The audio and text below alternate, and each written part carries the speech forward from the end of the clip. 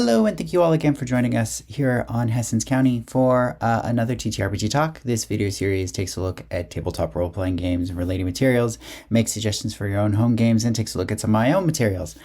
Today we're going to be doing one of those, taking a look at one of my own materials, because I've come to realize that I have not actually really up to this point created a video that kind of delves into my own creative process when it comes to the mini games that I have created up to this point.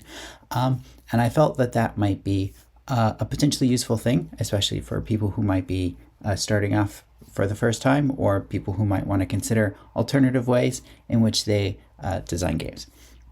So the game that I've recently started that I'm going to be talking about, at least initially in this series, is, as you can see over there, Bannerships of the 10,000 Stars. Bannerships is basically a sort of epic sci-fi, and by epic I mean scale. This is in many ways inspired by Lancer Battle Group, if you have heard of that game. By epic scale, I mean that your primary means of playing the game, the primary thing that the player is going to be acting on the universe through, is not an individual character most of the time, but rather instead is going to be like a fleet, which in Lancer they call the battle group, which could be one ship or it could be a gigantic fleet of ships. It all just depends on the particular scale you're going for. In this system, it's going to be working pretty similar to that, in that you're going to be primarily playing one or more ships kind of grouped together in a task force. What I kind of wanted to primarily focus on in this video is the way that I have a tendency to create games is first finding mechanical influences, or finding a setting influence that I want to play, and then connecting the setting with the mechanics together. Pretty much not all of the games, but a very good number of the games that I have created up to this point have been based on other creators' SRDs, or have combined multiple SRDs together in order to create the engine that the game runs on. In the particular case with Bannerships, the mechanical influence came first. Some time ago, I'll put a card up in the doobly-doo up there. I had created a video on the Michael Lowe's XD6 SRD. This one right here. This is an SRD that is primarily built around the basic concept of having epic potential play. Basically the power, the energy of your character is determined by a large pool of 6-sided dice, which could be anywhere from like 20 to like 80, depending upon the power level of the game or your character. You might have some powers that can influence rolling of those dice, but basically you decide how many dice you want to roll. Some of those dice might be lost, at least temporarily, because basically you're expending that energy in order to reach your success. Some of those dice you get to keep because those are success dice. And of course you might have dice that explode, or critical failures that could potentially counteract those exploding dice, those critical success dice. And then the number of successes that you roll in your pool of D6s, however many they may be, will determine the size of impact, or the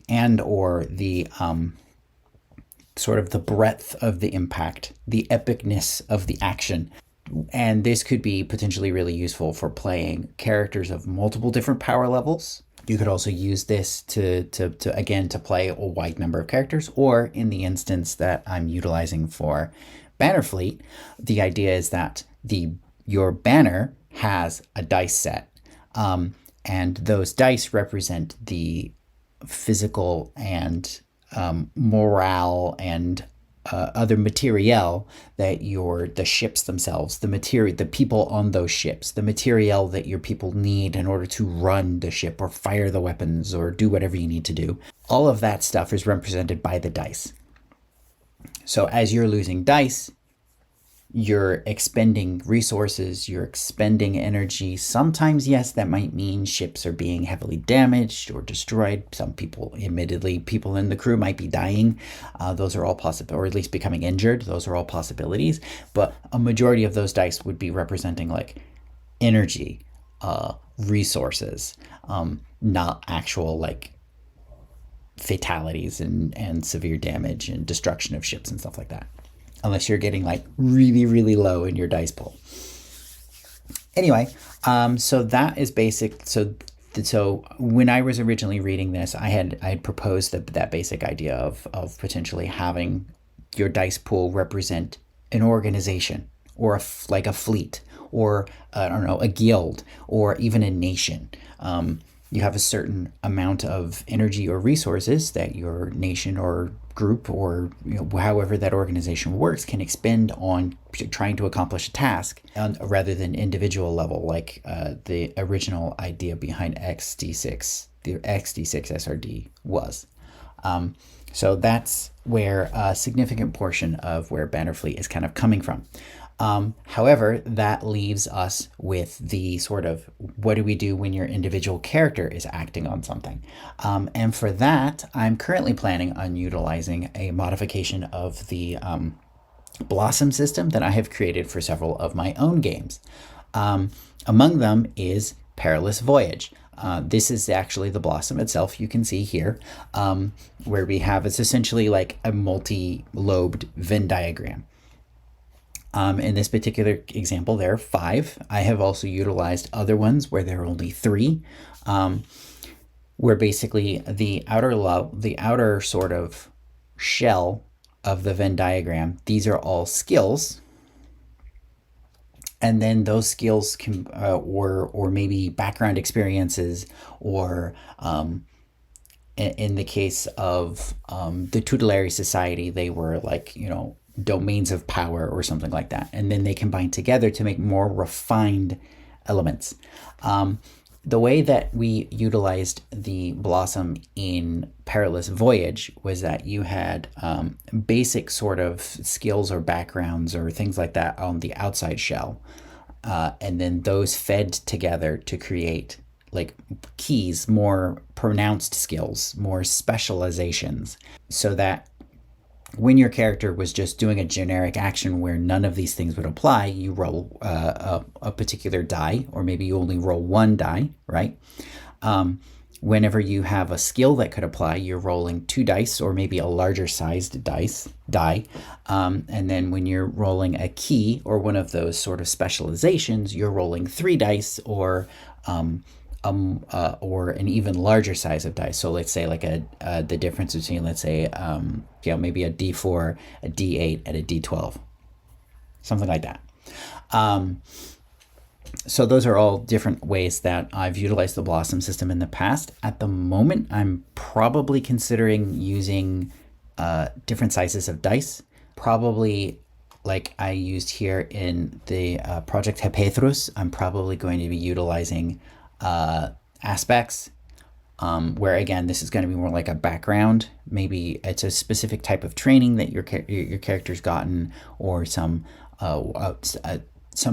basic experience your character got when they were growing up, or in a different occupation before they joined the banner, or something like that. Those combine together in order to help create skills that your character can then utilize to become more powerful or more specialized in certain ways. So I'm thinking of probably utilizing it along this line with only 3. So then you can actually have multiple. It makes it easier to make them. So again, one of these is, you're probably going to start off with at least a commander who's either the captain of the ship or the commodore of the fleet or something along those lines, depending upon the scale that you decide to play at.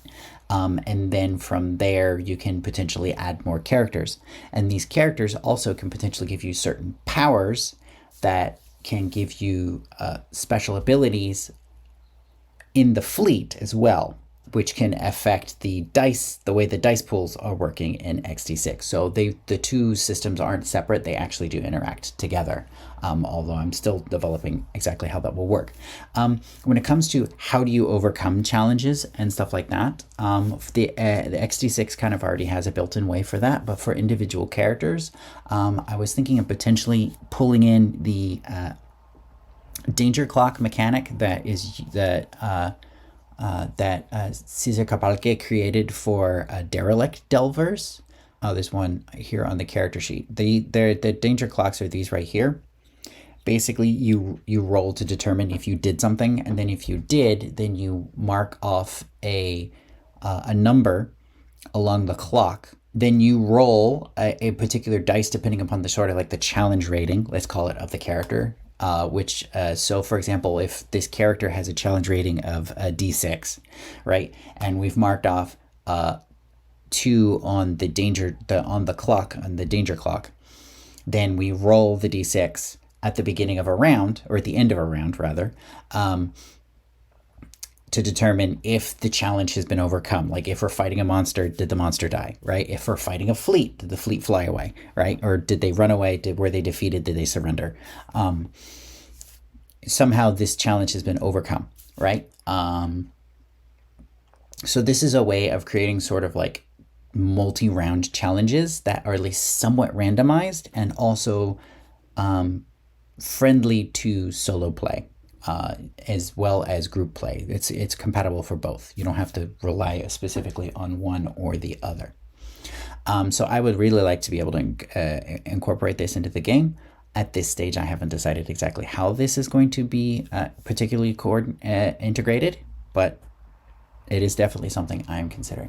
In this case, like I mentioned, mechanical influences came first. We started off with the SD6. We incorporated in my Blossom system as a way to kind of play with characters, kind of create the 2-layer thing, similar, again, as I mentioned to with the way that Lancer Battle Group works. And then again, I'm going to try to integrate some GM assistance or GM-less tools created by Cesar Capalque. I did mention the Danger Clock. Some other ones I might incorporate are 1 or 2 of the Oracle, the way their Oracle systems work, and from like push and things like that. And I think that would work well in this as well. As for like feelings of genre and that sort of inspiration, again, as I mentioned, the basic idea of having a sort of strategic TTRPG where the primary character, let's say, the thing the player is acting through is not an individual or even a group of people, but rather is like an organization, a group, like a ship or a fleet. They call them battle groups. I call them banners. It's the same basic concept. However, some other influences that have really sort of entered into the basic idea of where I'm thinking about pushing Bannership of the 10,000 Stars is The Sun Chronicles by Kate Elliott. That is a currently in progress sci-fi series that basically is taking the life of Alexander the Great and throwing it into the far future in a sort of like a post-apocalyptic basically Earth, or I mean not Earth, but like, you know, humanity. Another major inspiration is Suya Suya universe from Henriette Bodard.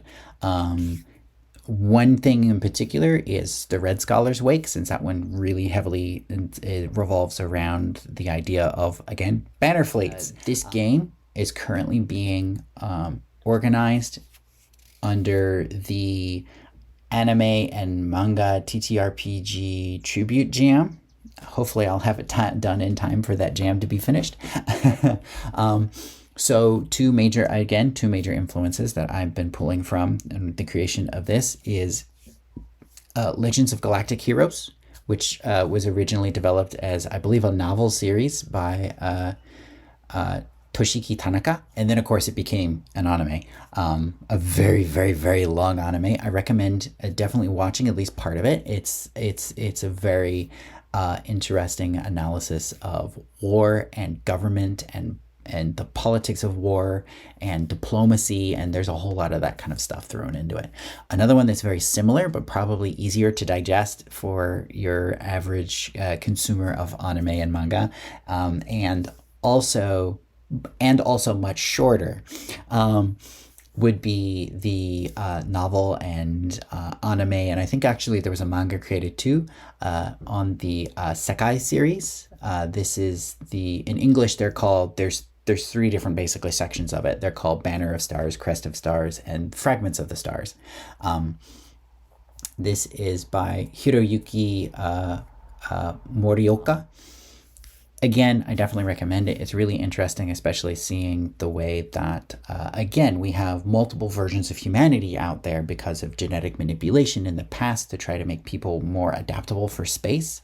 And as a result of that, we end up with a sort of multi-tiered society in the Ab Empire, which is one of the primary political organizations in that series. I'm also pulling in influences from Babylon 5, because of course I am, primarily like seasons 3 and 4.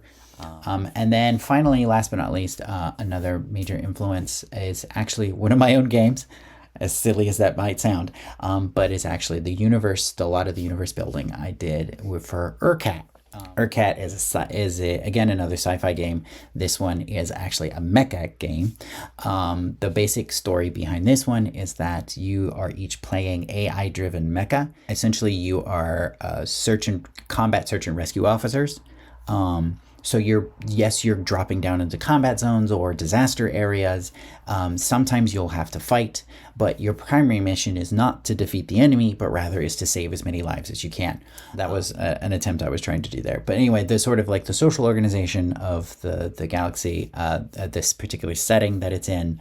So I'm thinking of trying to pull some from that. When I originally created Urkat, I'd originally had an idea of like, slow itch funding, and then using that money in order to fund a Navy game. That never happened. So this is kind of the Navy game. This is what the Navy game has kind of turned into. So we'll see how that goes. So yeah, that was sort of a basic introduction into the way that I have a tendency to kind of create games. If you have any questions that you would like to potentially have addressed in a future video, like what are some SRDs you think I should try to do for X thing? What are some ways that you try to decide on settings and stuff for a game? How do I handle this or that problem? If you have any of those types of questions, definitely feel free to put them in the comments down below, and I'll see if I can address them either in a blog post on hessinscounty.com or in a future video. So definitely I recommend you do that. Thank you all for joining me as I sort of ramble on on this one, and have a good zone. If you would like to show your support for this channel or for the Hessins County blog, in the description down below you will find links to the channel coffee and also the itch store. Please feel free to take a look, and thank you for your support.